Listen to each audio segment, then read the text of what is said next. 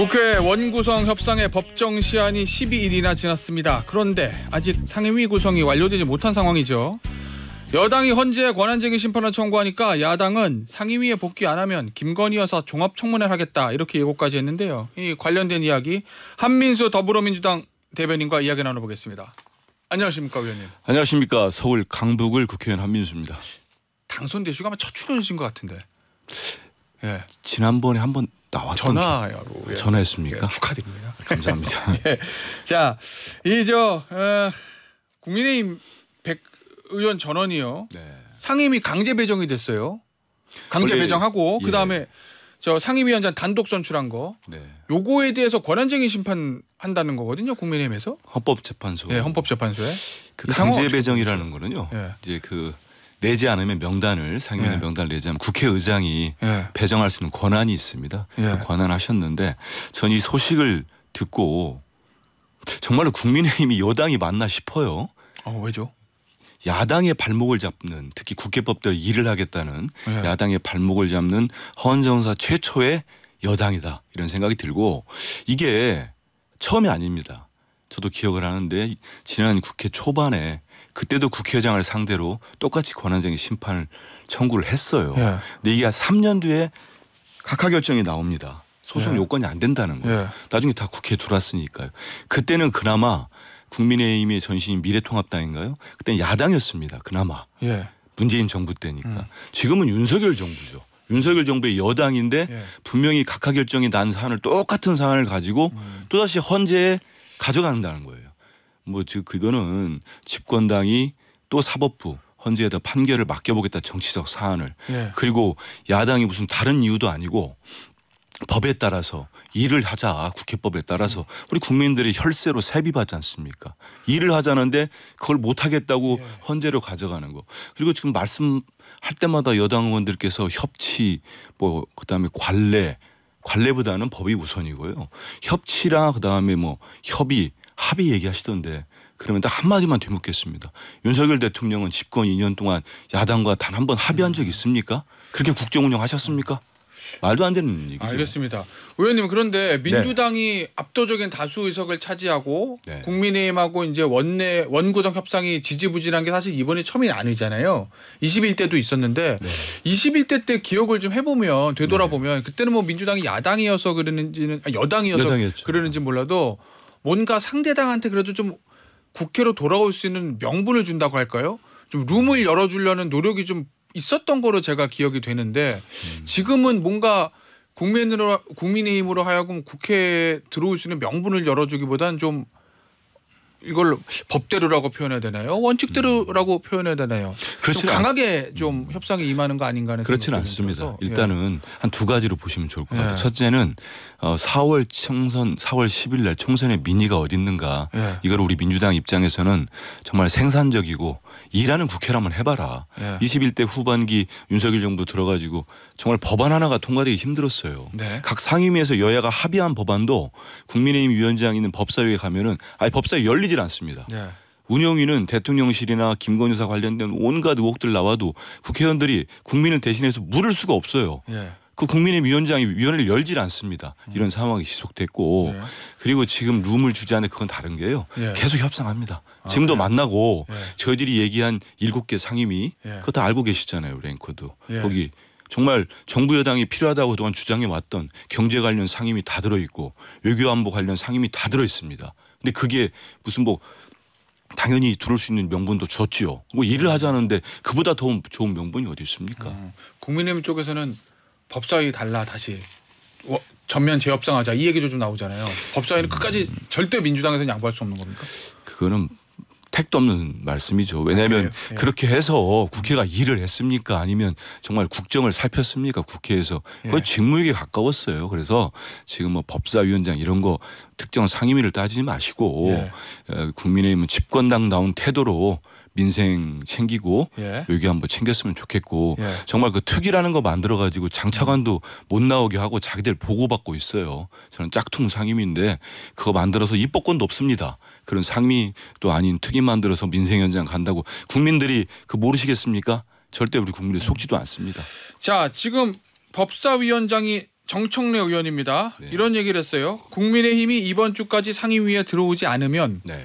김건희 여사를 명품백 수수 의혹 청문회 증인으로 부르겠다. 이거 실제로 추진할 계획이십니까? 저는 뭐 추진할 거로 봅니다. 아, 그래요? 이제 그냥 엄포성 발언이 아니라 실제 이런 일이 있을 거다. 있어야 되지 않겠습니까? 그건 뭐 총선 전도 그랬고 지금도 마찬가지고 국민권익위원회의 그 황당무계한 결정을 한번 보십시오. 그 최재형 목사를 외국인으로 예. 그 디올백 300만 원짜리를 국가 기록물로 대통령 기록물인가요?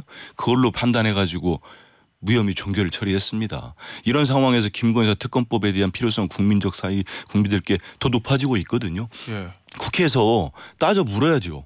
그래서 국민권익위원장이 됐던 법무부 장관이 됐던 그 소관 상임위가 다 출석 요구를 합니다. 뭐 우리 제가 속해 있는 과방위도 마찬가지입니다. 그러면 지금 일제히 국민의힘과 용산 대통령실 눈치 보고 지침에 따라 가지고 국회에 오질 않아요. 그러면 저희들이 할 수 있는 건 뭐가 있겠습니까? 국회의 권한, 국민들이 부여준 권한으로 입법 청문회를 해가지고 저희들이 증인과 참고인 채택을 하면은 증인 채택하면 그거 거부할 수 없습니다. 동행 명령장도 발부할 수 있고 예. 그래서 저는 국민의힘 의원들께 저 동료 의원으로서 말씀드리는 건데.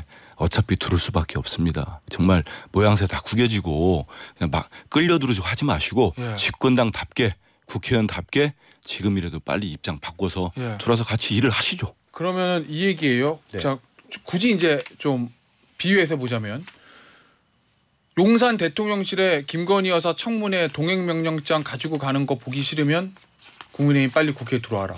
이렇게 이해도 되는 겁니까? 대원칙은 네. 그거는 지금 개수적인 국회를 거부하기 때문에 네. 거기에 이어지는 파생적인 뭐 일들과 현상이라고 볼 수 있고요. 네. 가장 큰 원칙은 제가 계속 말씀드리지만 집권당이 일을 해야 되지 않겠습니까? 네. 국회 상임위를 구성해서 빨리 일을 하자는데 그거를 거부할 명분이 뭐가 있습니까? 그래서 같이 논의하면 됩니다. 예. 법사위도 되고 과방위도 되고 운영위도 되고 빨리 들어오셔가지고 국회를 정상화시키는 게 예. 우선입니다. 청문회는 어디까지 준비하고 있어요? 지금 보니까 각 상임위별로 청문회 뭐 국정조 다 할 수도 있다 이런 얘기들도 좀 흘러나와서요. 일단 저희들이 위원장을 선출한 예, 위원장을 맡고 11개. 있는 11개 상임위는 뭐 각 상임위의 상황에 따라서 예. 왜냐하면은 그 저희들이 보고를 받고 일을 해야 되는데 예. 할 수가 없어요. 그래서 지금 위원장을 맡은 곳에는 속도를 내서 처리를 하고 있고. 그 얘기는 장관들이 출석을 안 하기 때문에 출석을 강제할 수 있는 청문회 형태로 가겠다 이런. 일단 여러 가지 국회에서 그 지금 부여된 권한을 예. 국민들이 주신 권한을 사용해서 추진하는 게 맞고요. 지금 그러고 말고도 많은 걸 따져봐야 되지 않습니까? 예. 예를 들어서 산자위도 있고 네. 그 저기 뭐 석유인가요? 영일만 네. 관련된 것도 있고 오물풍선 관련된 외교안보 지금 불하지 않습니까? 국방위도 열려야 되는데 그런 상임위는 우리가 일단 그 국회 의석 배분에 따라서 국민의힘에 제안을 해놨거든요. 예. 상임위원장이 저희 당이 맡지 못하고 있다 보니까 아예 거긴 개점 휴업입니다. 열리지도 않았어요. 예. 국민들이 어떻게 보시겠습니까? 국민들 볼 때 정말 죄송합니다. 예, 알겠습니다. 주제를 좀 바꿔보죠. 네. 의원님, 네. 정치권 들어오시기 전에 기자 생활 오래 하셨잖아요. 네, 좀 했습니다. 네, 오래 하셨잖아요. 네, 맞습니다. 정치부에 오래 계셨던 걸로 제가 알고 있는데 예. 이재명 대표의 발언 첫 번째 랩도. 발언은 언론은 검찰의 애완견이다. 네. 뭐 이렇게 얘기했습니다. 어떻게 들으셨어요, 그 발언? 일단은 어제 우리 대표께서 예. 또 이제 그 거기에 대한 설명하시는 입장을 예. 내놨는데 전체 언론은 아니고 일부 언론이다. 예, 그것 때문에 일단 그 저도 뭐 기자할 때도 그렇고 제가 또 매스컴을 공부를 했습니다. 신문방송학과를 나왔기 때문에 저희 공부할 때도 언론은 그 제 사부로서 입법, 사법, 행정과 함께 사부로서 감시견 역할을 해야 된다. 그건 우리 국민들 많은 분들이 아실 거예요. 그게 워치독이죠. 감시견 역할을 해야 되는데 그 감시견 얘기할 때는 그 견자가 들어갔다고 화내는 언론인 없습니다. 그 역할을 하시는 분들이 들었을 때는 이번에 그 랩독 애완견이라는 표현을 대표의 표현을 들었을 때 좀 속상하거나 불쾌하신 분들이 있을 거라고 봅니다. 그래서 대표도 어제 이제 유감을 표시하셨는데 정말로 워치독의 역할을 해오신 언론인들 입장에서는 섭섭할 수 있어요. 하지만 본질을 좀 들어갈 필요가 있어요. 제가 보니까 저도 그때도 기자였습니다. 2016년도 박근혜 최순실 국정농단 때 그해 말에 언론 노조에서 10대 언론인들 중에 정권 부역자를 발표를 합니다. 그중에 무려 7명이 현역에 있는 특정 언론사를 거론하기 좀 미안합니다만 KBS, MBC, 연합뉴스, YTN 등 7명의 현역 언론인들, 뭐 책임자들, 경영진들, 보도 책임자들이 언론 부역자라고 이른바 애완견 역할을 했다고 언론 노조가 강하게 질타를 하고 명단을 발표를 합니다.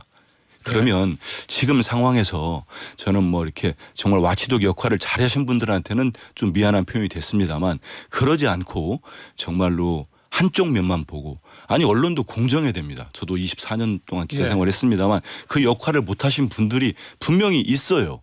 왜냐? 예를 들어서 이재명 대표가 바이든 날리면을 하거나 지금 7만 8천 원에 기소되어 있는 김혜경 여사가 300만 원짜리 명품백 받았으면 지금처럼 보도했겠습니까? 정말 과할 정도로 파헤치거나 비판하거나 저는 요즘도 특정 언론의 기사 제목을 보면 제가 깜짝 놀랄 때가 있습니다. 악의를 넘어서 사리가 느껴질 정도의 제목을 뽑고 내용을 씁니다. 적어도 언론이라 하면은 감시견의 역할을 한다면 최소한의 공평성과 형평성이 있는 거예요. 그거는 기자로서 그럼 공부를 합니다. 수습 교육도 받아요. 근데 그 역할을 못하는 분들은 이번에 좀 성찰의 기회를 갖는 게 맞습니다.